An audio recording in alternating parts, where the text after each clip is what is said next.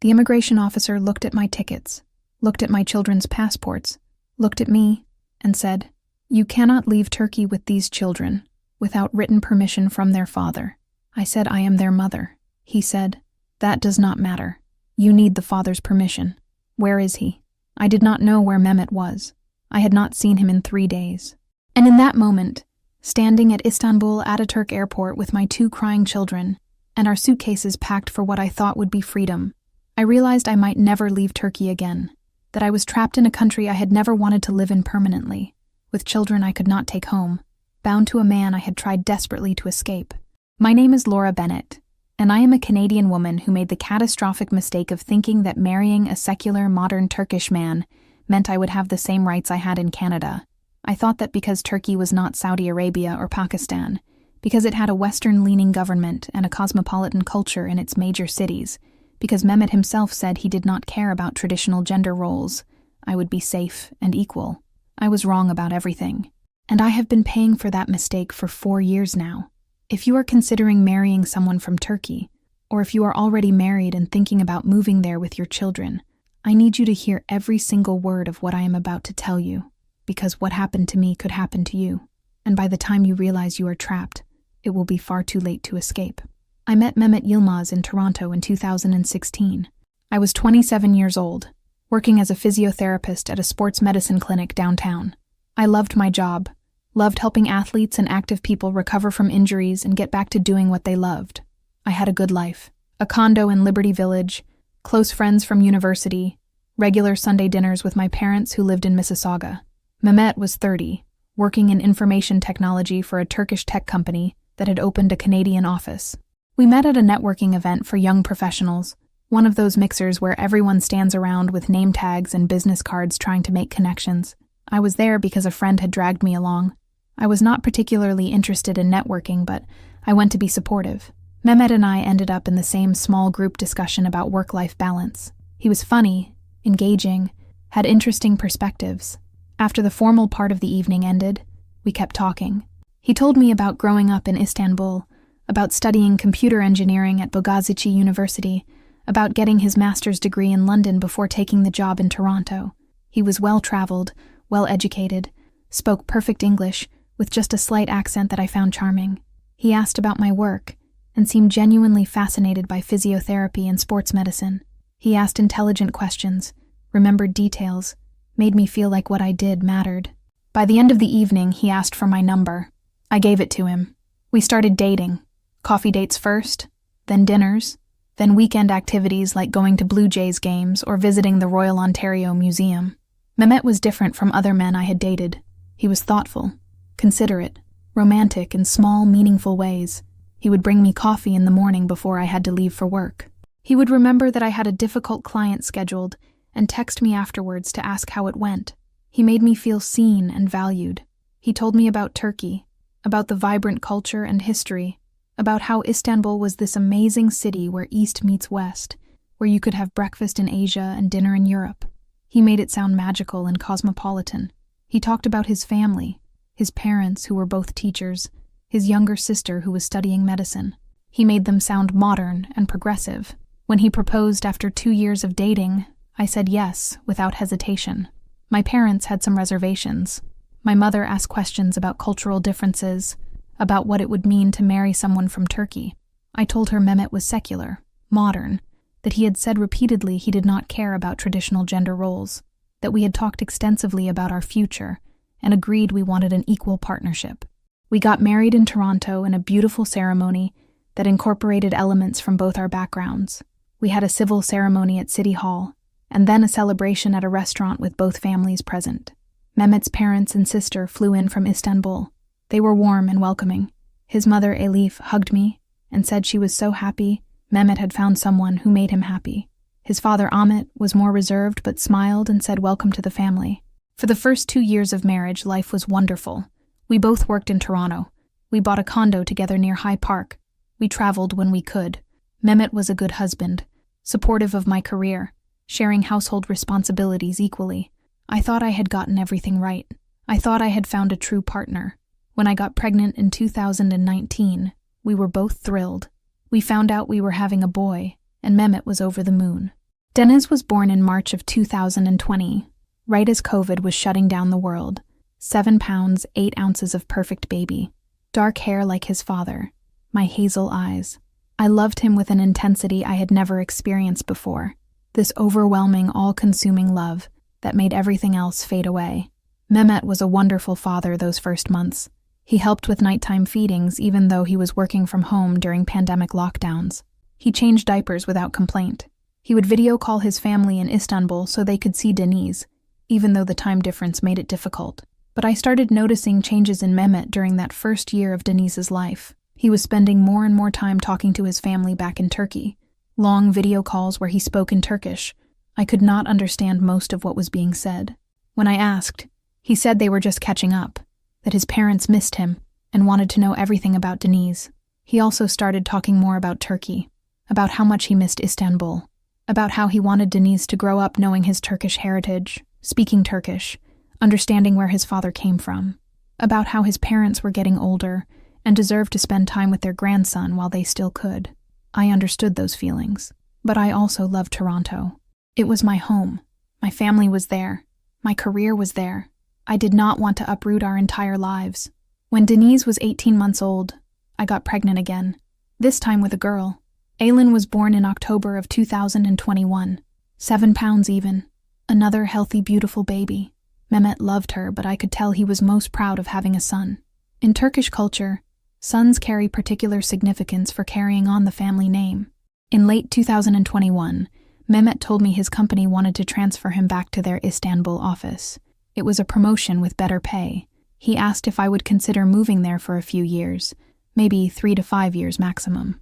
He said after that we could decide together whether to stay or come back to Toronto. He said I could work as a physiotherapist in Istanbul, that there were many opportunities, that I would love the city. I was hesitant. Toronto was my home. My parents were getting older, and I wanted to be near them. My career was established here. Moving to Turkey felt like giving up everything I had built. But Mehmet said it was just temporary, that it would be an adventure, that our children would benefit from experiencing a different culture, that we would come back to Canada if we were not happy. I agreed, conditional on it being temporary, on us regularly reassessing whether it was working, on being able to come back if I was miserable. We moved to Istanbul in September of 2021. The city was overwhelming, massive, congested, noisy, beautiful, and chaotic all at once. Mehmet's family lived in a neighborhood called Kadıköy on the Asian side of the city. We found an apartment nearby in a modern building with a view of the Marmara Sea. It was a nice apartment, spacious by Istanbul standards. Mehmet's family was incredibly involved from the moment we arrived. His mother Elif came over every single day. She would let herself in with the spare key Mehmet had given her without asking if it was okay.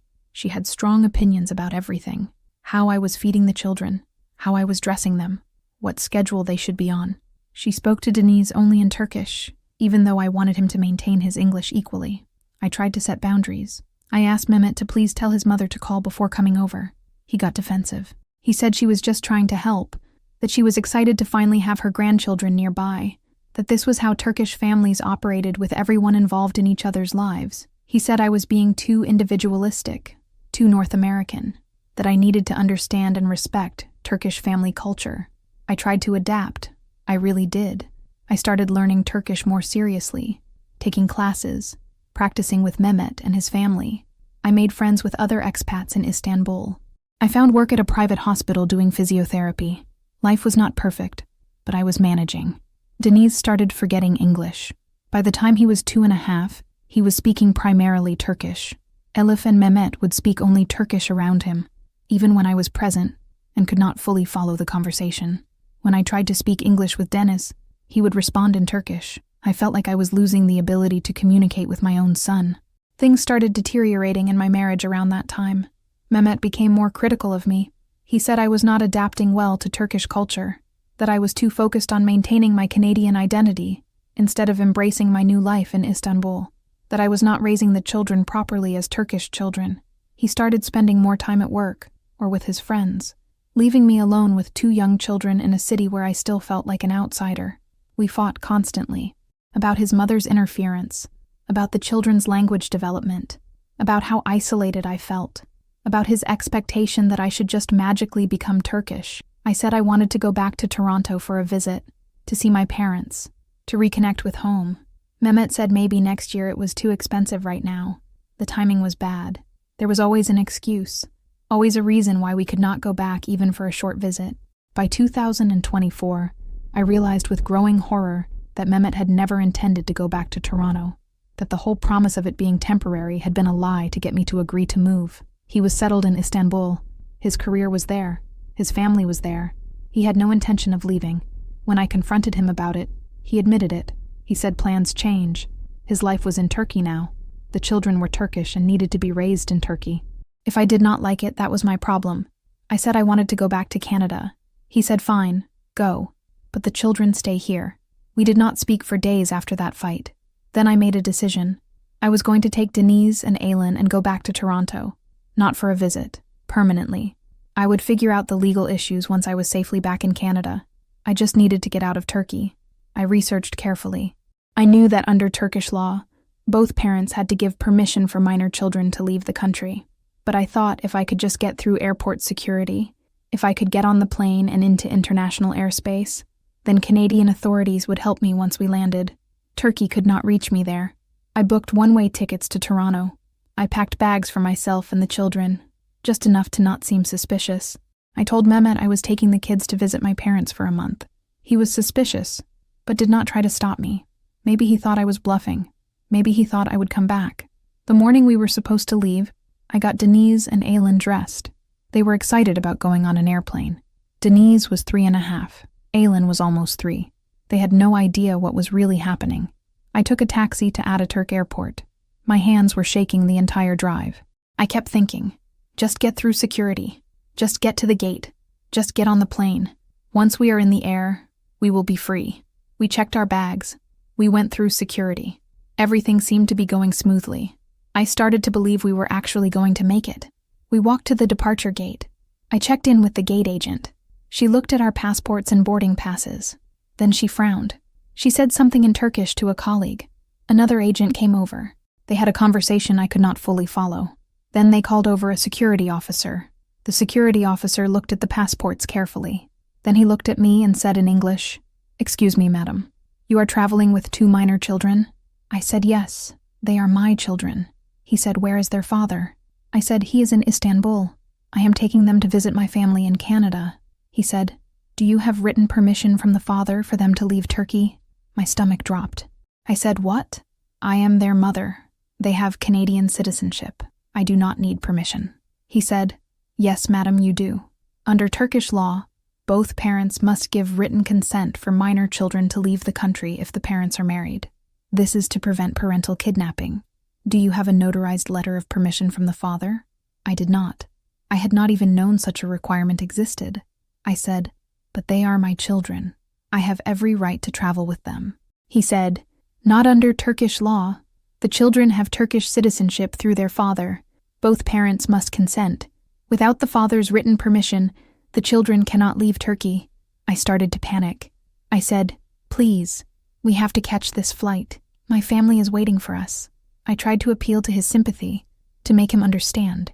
He said, "I am sorry, madam, but I cannot allow the children to board without proper documentation.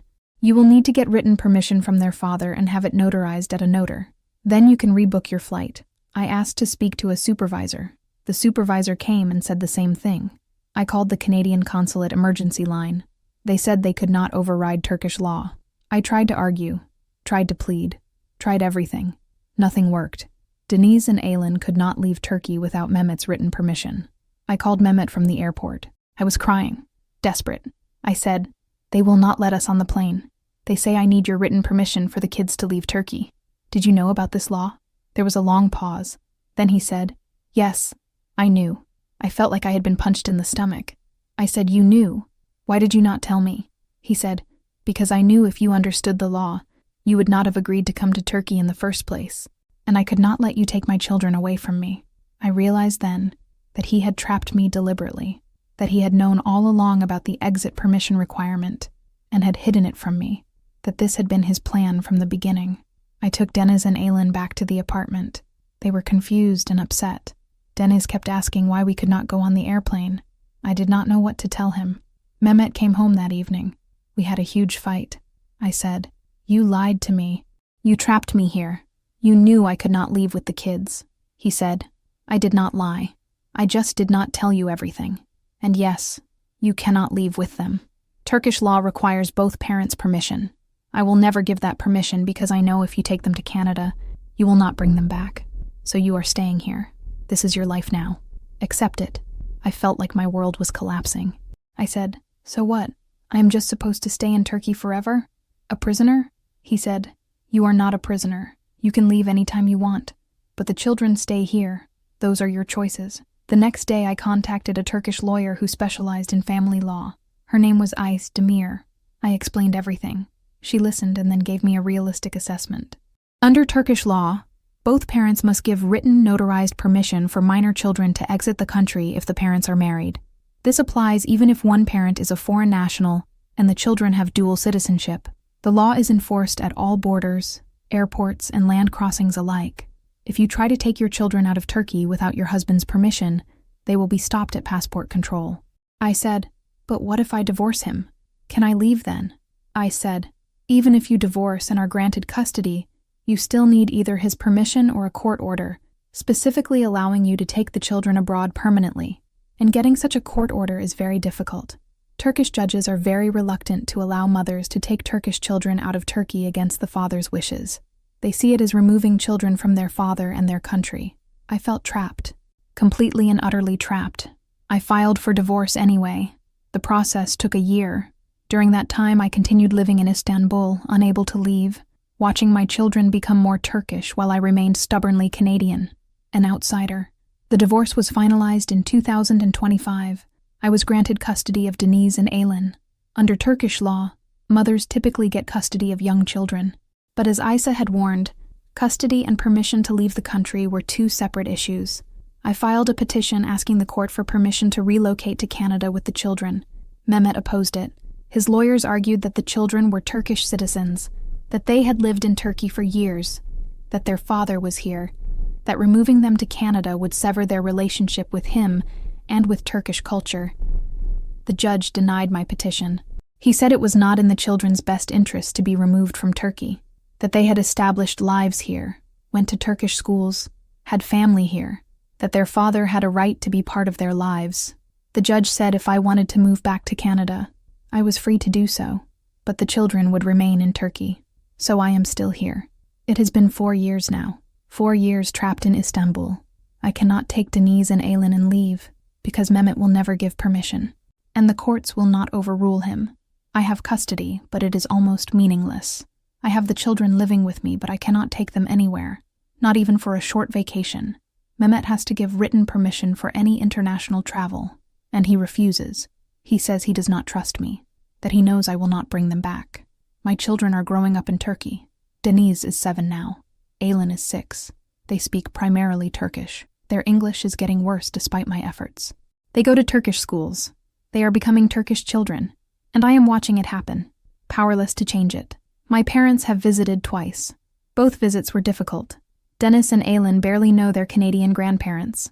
They struggle to communicate with them in English. My mother cried when she had to leave. She said, "When are you coming home, Laura?